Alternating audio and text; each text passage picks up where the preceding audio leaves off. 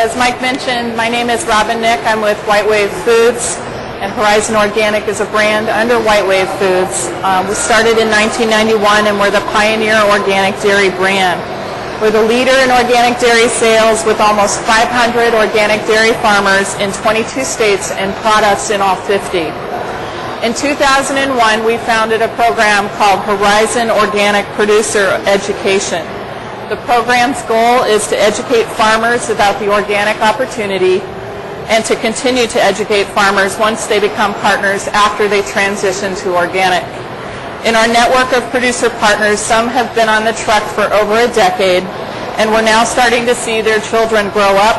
Some go to college, and in a lot of cases, take over their farm or start their own farms.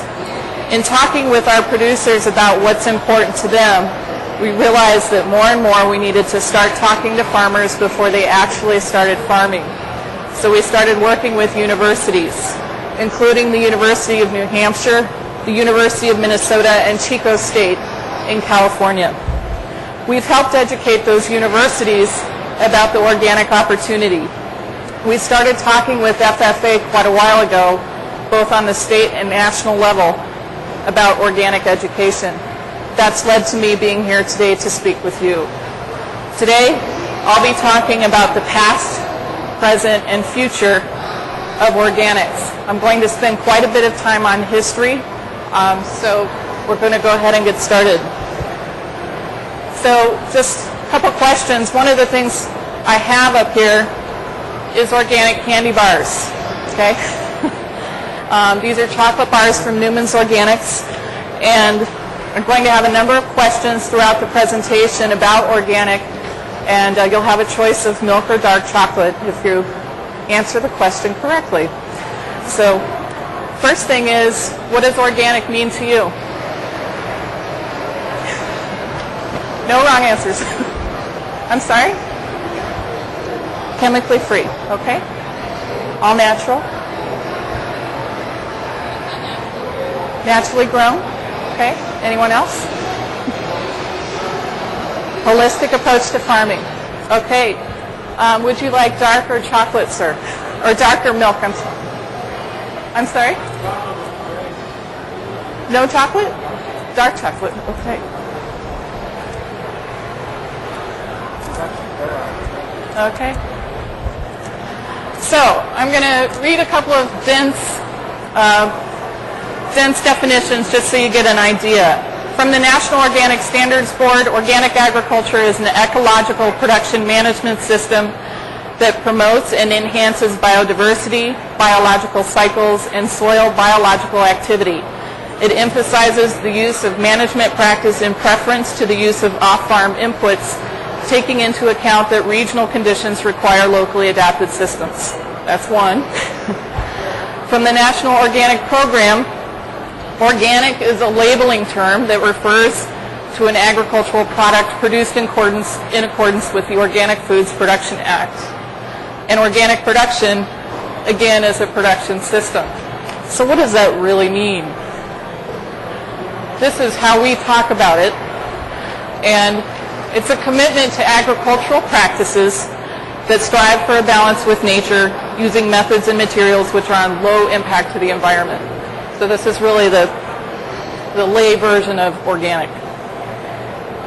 So as you probably know in this industry, farmers are concerned about the future of their farms. They're wondering whether their farm income can support their family and their farm. They're wondering if their children will be coming back to the farm. And they're wondering if their children will want the farms. Also, they're seeing encroaching development. I was reading an application last night that talked about suburban sprawl in Delaware. So more and more suburban sprawl is putting pressure on farms. In general, we're also worried about economic viability. For a long time, conventional farmers have suffered from low prices and market volatility. Farmers don't have much control over the price they receive for their products. And a statistic from the USDA 10 years ago, in 1997, half of all farm production came from just 2% of farms. So a value-added model like organic is based on supply and demand. Hay prices are known ahead of time, and farmers have seen improvement in soil and water quality. We're also seeing youth coming back into farming with organic. Okay, now we're starting the history part, just a warning. So, when do you guys think organic started? Just a decade. 10,000 years ago. I'm looking for a different decade. There's a chocolate bar involved.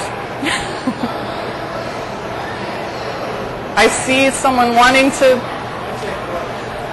40s? Okay. Close. Milk or chocolate? Milk or dark? Here.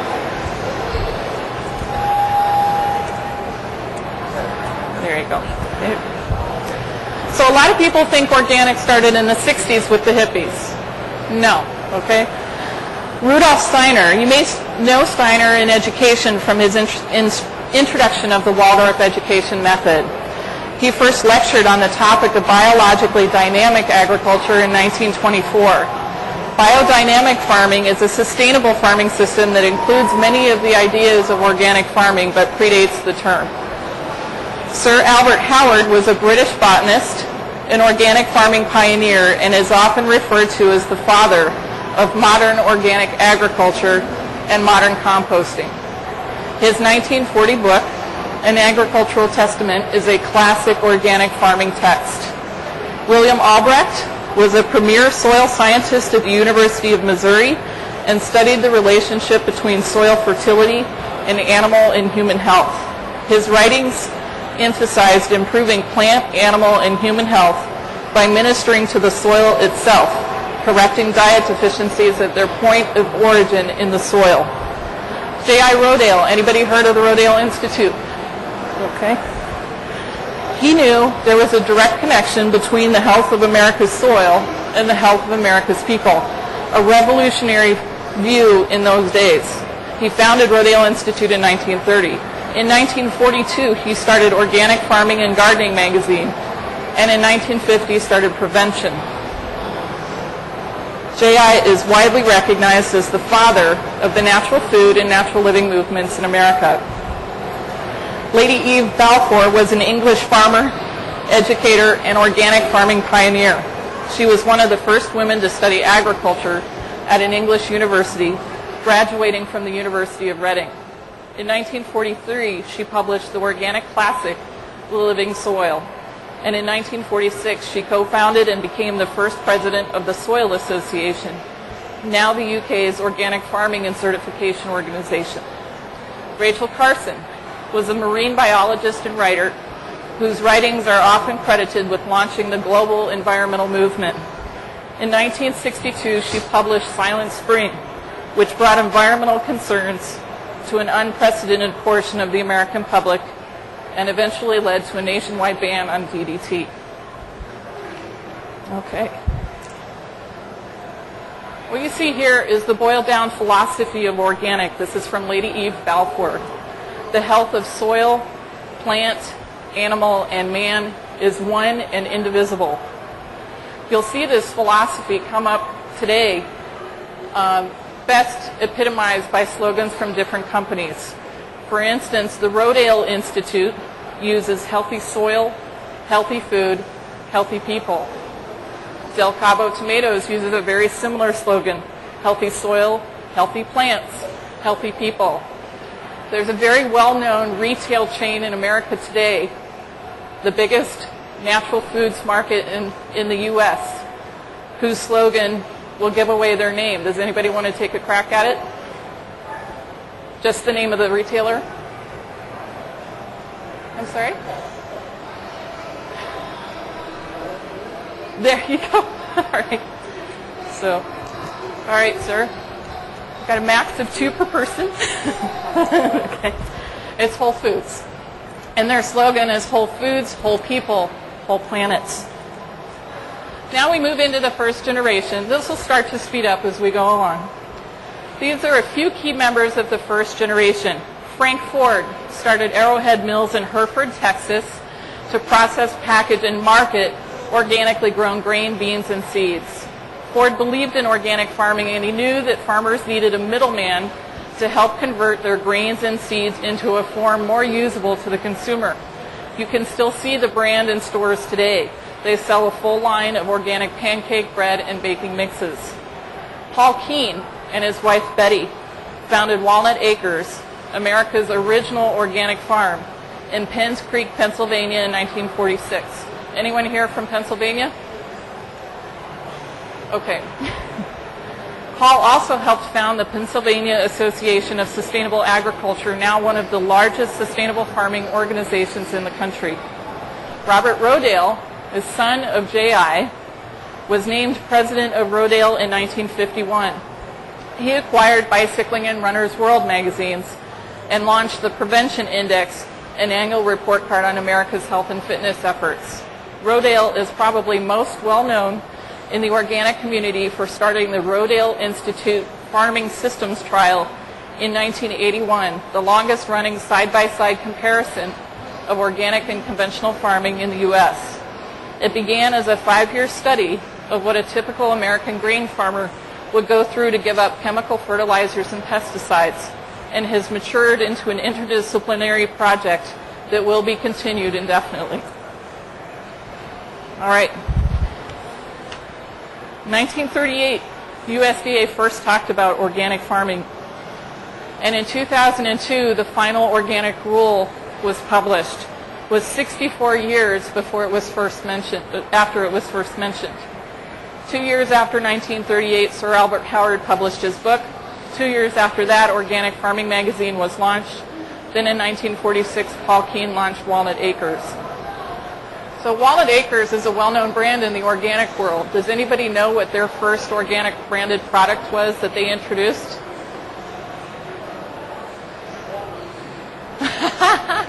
No, but that's a great answer.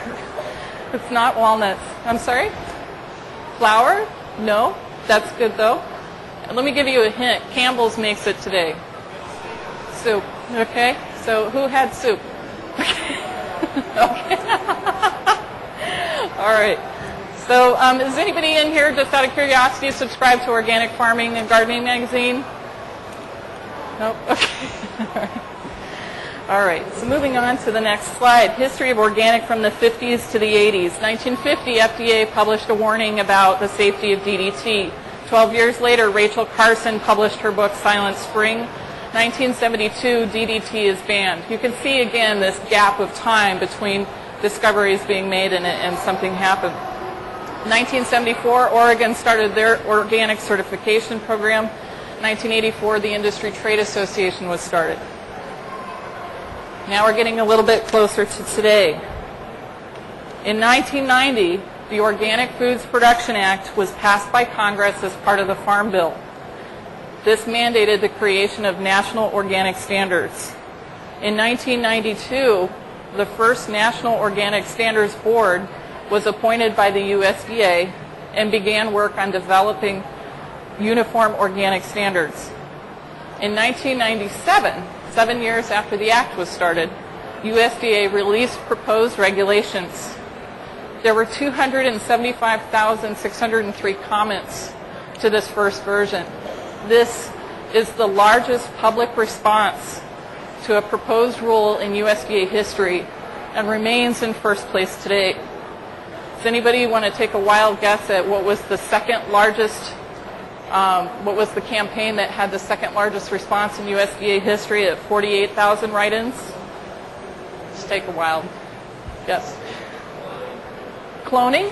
No, that's a good one. It was actually the peanut industry at 48,000 write-ins. So in 97 and 98, the national media began to treat organic as a mainstream story. Organic products were taking off in supermarkets. So now we come up to this century. In 2000, the revised version of the National Organic Program is released in March for public comment. 3 years after the initial rule that got over 275,000 comments, this one gets almost 41,000. In 2002, the rule is fully implemented and 40% of the population is buying organic at least some of the time. Then in 2006, that 40% has grown to 73%. of the population consuming organic at least occasionally. Now organic accounts for 3% of the total food market, up from just 1 to 2% a few years before. So what does the marketplace look like now? This data that I'm going to show you in the next couple of slides is from the Economic Research Service. This is the most recent data from 2005 published by USDA. One caveat on organic statistics is that data is not widely available and is published irregularly. According to ERS, adoption of organic farming showed strong gains between 1992 and 2005. The adoption rate remains high, but the overall adoption level is still low. Only about 0.5% of all U.S. cropland and 0.5% of all U.S. pasture was certified organic in 2005. Obstacles to adoption include managerial costs, risks of shifting to a new way of farming, and limited awareness of organic farming. Still, many U.S. producers are embracing organic farming in order to lower input costs, conserve non-renewable resources, and boost farm income. As you can see from this chart, California is the top producing state for organic crops. It's followed by North Dakota, Montana, Minnesota, and Wisconsin to round out the top 5 states. Pasture and livestock are not represented on this chart. Organic food sales are represented on this chart. This is sales in 2005.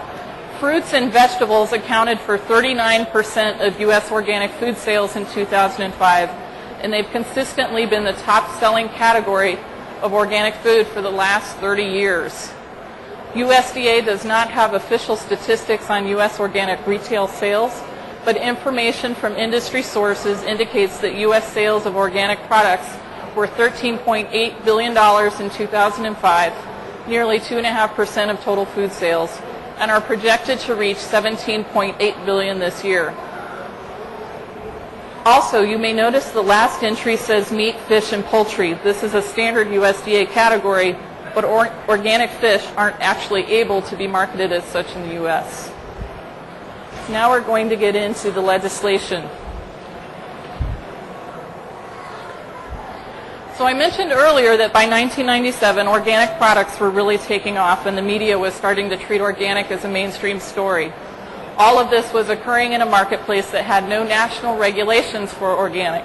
There was a patchwork of 35 to 40 organic certifiers across the country, each certifier having their own standards and definition of what organic meant. The reason the organic community wanted to legalize and define organic was because it was being co-opted, as this cartoon depicts. This is what the structure looks like today. The Act was passed in 1990 as part of the Farm Bill, which mandated the creation of organic standards and the National Organic Standards Board. The NOSB, the board, is unique in that it is a committee composed of private citizen volunteers. The committee has statutory authority over materials allowed or prohibited for use in organic production. The program became law in 2002, requiring all organic products in the U.S., whether produced domestically or abroad, meet the National Organic Program standards. The USDA created the regs with the board, the Organic Trade Association, and the public. Independent third-party certifiers inspect, audit, and monitor organic operations, acting as agents to the USDA, and certified organic products may carry the USDA organic seal, but they're not required to. This is a description of the organic seal on the left. You see 100% organic. This mostly applies to produce and unprocessed commodities. For instance, Horizon's organic milk is fortified with vitamins A and D and does not qualify for this level, even though it is 99.99% organic. The second level is organic. This is at least 95% organic ingredients. This is the most common label that you'll see. All non-organic ingredients must be approved by the National Organic Standards Board and added to their national list. The third category is called made with organic, at least 70% organic ingredients. It uses made with language on the front of the package but cannot use the seal. And the fourth category is less than 70% organic ingredients. You can only list organic ingredients in the ingredient list and cannot use the seal. So, which label would an organic tomato qualify for? There you go. Milk or dark? Okay. That's okay, I have a lot of chocolate. There you go. All right. Now we're going to move into what the certification process is. These are 9 different certification standards, but there are over 50 organic certifiers in the U.S. There are also 40 international certifiers accredited by the program. These certifiers have to abide by certain standards that are applicable to all products. Certification is based on the entire process, not the end product, and there's a comprehensive audit trail. They must follow the guidelines of the national list and define what can and cannot be used in organic production according to the guidelines of the NOSB. Regular inspections are conducted. Their production practices must maintain or improve soil, water, and quality, and they have site-specific plans called an organic system plan that are required. That site-specific plan must describe practices and procedures, must list every input used, must identify how the plan will be monitored and tracked, must explain the record-keeping system, must describe how organic ingredients would be separated from non-organic, and must contain any other information that the certifier deems necessary. On the following slides, we'll talk about the criteria required for each subcategory. For crops, for both land and animals, a transition time is required to become organic. For land, there is a 3-year transition period, which means the land must be managed as if it's organic for 3 years before any crops coming off of the land can be considered organic. In addition, soil fertility must be managed, which includes tillage and cultivation practices. Crop rotation is required, organically grown seeds are used, and preventive and integrated pest management practices are used. A producer of an organic crop must manage soil fertility in a manner that maintains or improves the condition of the soil and minimizes soil erosion. This can be done through crop rotation, cover crops, and the application of minerals, plant, and animal materials, including manure, compost, and green manure. So a question for you, do you think the use of manure is regulated in organic? Yes. Okay. What would you like, milk or dark?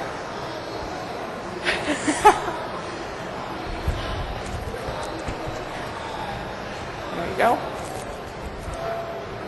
So a unique feature of organic is that the use of manure is very strongly regulated, and raw manure cannot be used on human food crops within 120 days before harvest. With organic livestock, there are 3 main categories: dairy, poultry, and meat. With dairy, and Elizabeth will talk about this shortly, a cow herd must go through a 12-month, one-time transition before their milk is considered organic.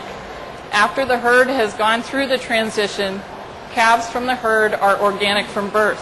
Replacement animals must be raised organically from birth.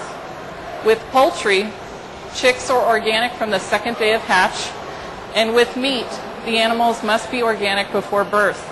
This means the mother must have been treated organically for the last third of her pregnancy.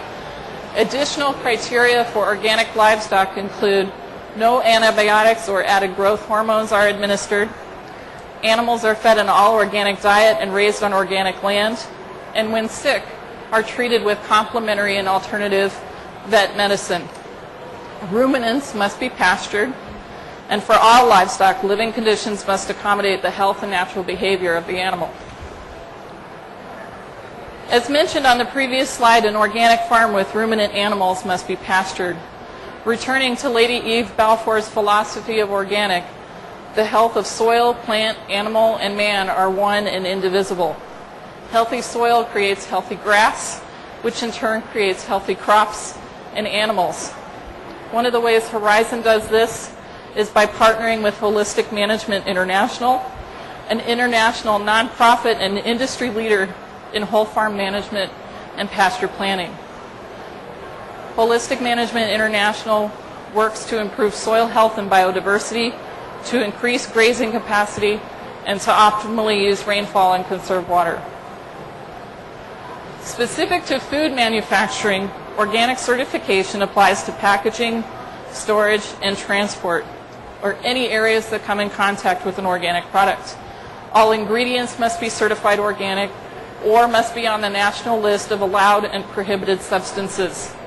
All processors in their facilities must be certified to handle the products, and their facilities are regularly inspected. Also, all cleansers, sanitizers, and pest deterrents must be on the national list of allowed and prohibited substances. So I'd like to take this opportunity to introduce Elizabeth Martens. She is a sophomore at Penn Yan Academy and is a member of the Penn Yan FFA in New York. She lives on a 1,400-acre certified organic crop farm and got her first 2 calves when she was 12. 2 years ago, she partnered with her older brother to buy 8 more heifers. She received money for the project through an FSA youth loan and successfully paid off her first $5,000 loan and is now in the process of paying off her second $4,000 loan. She currently has 17 organic heifers and also milks cows on her uncle's conventional dairy farm. Her SAE is primarily about raising and breeding organic heifers and selling them before they calve. All right. Does this work? Okay. First, I'd like to briefly explain how I got into this and what I do. In the spring of 2005, I was at this meeting of organic farmers, and I saw a book called Raising a Calf for Beef, and I just thought it might be fun, so I tried it. And evidently I really liked it, because less than a year later, my brother and I partnered and got 8 more heifers. We got them conventional and transitioned them for a year, like Robin talked about. And after that, they were organic, and we sold them to a neighbor. Some stuff I had to do along with the animals. We had this really old barn that I had to fix up. 3 of the walls we had to lay concrete blocks. I learned how to lay blocks pretty well. The animals didn't have very good hooves either, so my dad taught me how to trim them so that they were more comfortable walking on their feet, especially out on pasture. And we had to choose for good genetics for our animals. Just this past summer, we kind of have a second generation. Some of the first animals I've gotten have had their calves, and I've started milking and raising calves, which is quite an experience. Some key features of an organic livestock production. The animals must graze on managed pasture throughout the growing season. Percent forage intake should be as high as possible and grain should be low. An animal's stress level should be as low as possible. These ideas are designed to reduce outside inputs on a farm. Cows are healthier when they spend more time outside on pasture, and like forage, pasture is a cheap and available resource on an organic farm. A low-stress animal tends to be more healthy also. Rotational grazing. I have this temporary fence out in my pasture, and it's moved usually once a day during the summer. And we have a chase wire that comes behind so that the cows can't go back on the pasture that they were just on. This helps the pasture regrow quickly, and I can make it last longer on all my animals. Record keeping is a really big thing for organic certification.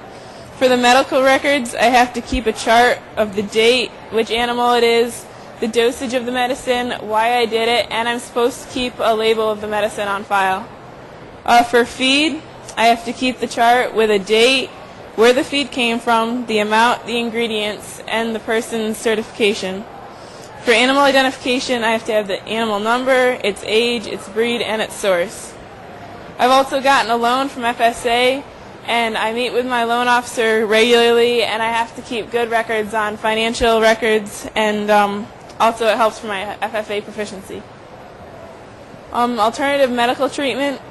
These treatments aren't used in the same way as conventional medicines are. We use them to enhance the animal's natural defenses so that they can fight them off themselves. The point isn't to let the medicine fight it on its own, but let the animal do it like nature would have it done. We use strategic nutrition, and it's true that organic medicines aren't as effective as conventional ones. Therefore, it's important to prevent instances where we need strong medicines.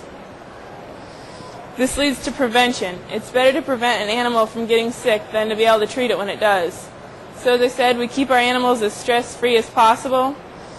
We be sure the animals are getting all the nutrients they need, and we observe our animals carefully to catch any problems early. The organic rules are meant to result in an overall healthy farm that prevents many problems occurring that would need conventional cures. Organic farmers try to use a different way of thinking, which is also called thinking upstream. My parents like to tell this parable, and it goes like this. There were some people living at the bottom of a waterfall, and they started noticing these bodies falling over the waterfall that were dead. They decided to come up with a complex system of disposing with the bodies, but no one ever went upstream to find out where they came from. The organic farmers try to be the ones that go upstream. We try to primarily rely on the organic farm's internal resources, like pasture, forage, farm-raised animals, and fertilizer. When problems arise, organic farmers identify the cause and fix that through management other than just treating the symptoms. Organic farming is not like diet conventional. Some people like to define us by what we don't do. We don't use pesticides, synthetic fertilizers, antibiotics, GMOs, or growth hormones. But we prefer to define ourselves by what we do. We have to have diverse crop rotation, soil health management, pasture management, cultural weed control, and intentional biodiversity. Organic farming isn't conventional farming where we substitute approved products for conventional equivalents. This is more about things we do that makes it work. As Robin mentioned, the one-time transition is when a farm has animals and they can only transition them once. Afterwards, all cattle and calves need to be organic when you buy them. I did this last year with my 8 heifers with my brother and I bought, and since then I bought a number of organic calves and heifers, but none come from conventional sources. When you buy organic calves, you tend to know what kind of standards they were born and raised under, and a big part of prevention of illness is to get animals that are healthy in the first place. When's it most profitable to transition? It's easiest when the conventional and organic prices are close.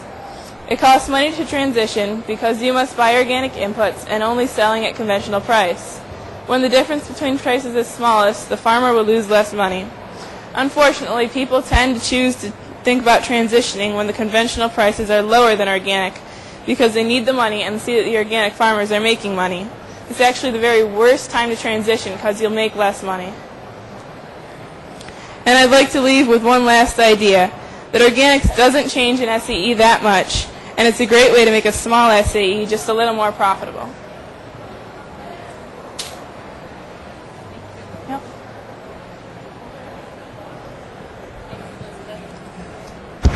Can everybody hear me? Thanks, Elizabeth.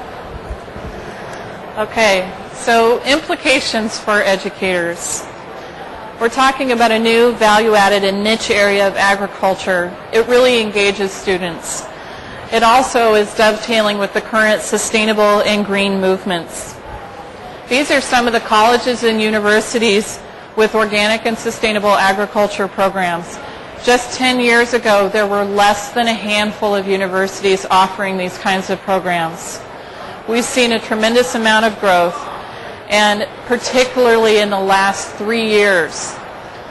So universities are looking for how they can be relevant in the changing face of agriculture, so they're starting to offer these kinds of value-added and niche agricultural programs. This is not an all-inclusive list, but gives you an idea of where programs are being offered today. So on the next slide, I'll show you today's organic stewards and philosophers who are doing this kind of research and teaching today. My talk today would not have been possible without the help of these people. Jerry Brunetti educates and consults farmers who make the decision to transition to ecological, responsible, and sustainable farming. He emphasizes soil fertility, forage nutrition, and plant biodiversity, which stem from William Albrecht's teachings on soil health. Dr. Alan Green teaches at the Stanford University School of Medicine and is an attending pediatrician at Stanford's Children's Hospital. He is a board member of the Organic Center and appears frequently on TV, radio, websites, and in newspapers and magazines around the world. His website is www.drgreen.com. Shannon Horst is the Executive Director of Holistic Management International. Dr. Hugh Kerriman is a dairy vet in Pennsylvania and has developed scientifically based natural treatments for dairy farmers who are certified organic. This year he published Treating Dairy Cows Naturally, Thoughts and Strategies, and has contributed chapters to many textbooks of alternative veterinary medicine. He is currently a member of the National Organic Standards Board. Elaine Lipson has worked for years in the organic community as a writer and advocate. She wrote the Organic Food Sourcebook and has written and edited for numerous natural and organic publications. Bob Scowcroft is the co-founder and executive director of the Organic Farming Research Foundation, which sponsors organic farming research, distributes research results to organic farmers, and educates the public about organic farming issues. Dr. Linda Tokofsky is a senior extension veterinarian at Cornell University and works with both conventional and organic farmers throughout the Northeast to assist them in troubleshooting dairy health issues to improve farm profitability and product quality. Horizon has worked with this group to develop our standards of care, and they also select our Hope Scholarship winners. We implemented the Hope Scholarship in 2006. The criteria for giving the scholarship is that the student must be a child or grandchild of a Horizon organic producer and has to be studying a relevant topic in college. The winners this year were 4 aspiring agriculture and vet science students. The students will use their scholarships to further their education and promote organic agriculture. This year's scholarship winners are attending college at Cal Poly, San Luis Obispo, majoring in ag business, University of New Hampshire, Durham, majoring in dairy management, Houghton College in New York, majoring in biology, and Cornell University, majoring in agriculture sciences. Last thing I have is a list of commonly available resources.